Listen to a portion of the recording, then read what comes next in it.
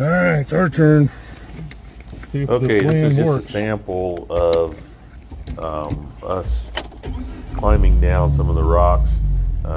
This particular one, everybody was worried about tipping just a little bit, and so we kind of guided the guys through. But once they got through, they started understanding that axle placement was key to this one, and it really wasn't a situation that would cause a tip over at all. Actually, even if you would have dropped one side down and then the other, we had them square up when we did it. It just wasn't a big enough drop to get tippy, but the guys were just getting comfortable with it. And as we eased through this, Robert was going to spot me down because he was curious on what line I would choose. I didn't see anything sketchy. I would have chose any of them, but just getting him comfortable about what to look at when we're dropping down, and what the front axles are doing, what the rear axle's doing, it's what just the one Jeep rock, itself is really. doing. One big rock. Obviously, it's hard to tell. Oh, which way should I go? Video what the terrain Seriously. is, but you could tell by the rocks that it was sketchy.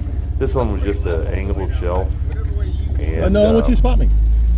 for us to get down, and we had to square up just a little bit. Which way? Make a turn. I mean, had that's the lockers good. That's on good. on my Jeep, What would you do right now? and with the lockers on, it just makes it difficult to make Right. the tight turn. Well, you see my rig. So as we back That's up what I'm gonna and do. square up, I was asking gonna spot Robert me? what line he would take, and he was saying that, well, How do you know?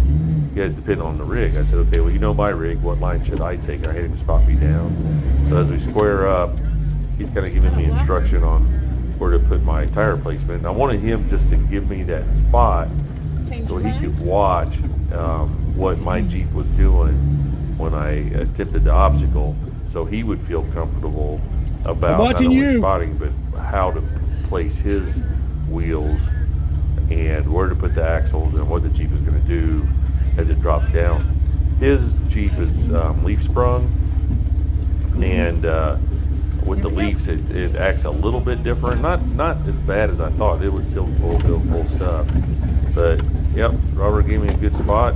We followed his line. I didn't even look at the terrain. I just followed his spot, and we got through this obstacle and down the trail. Hey, Robert, we're going. thanks for the spot, buddy. So this is the Rubicon, just one I didn't look at the obstacle, trail, one I big looked at rock, you. one huge obstacle after another.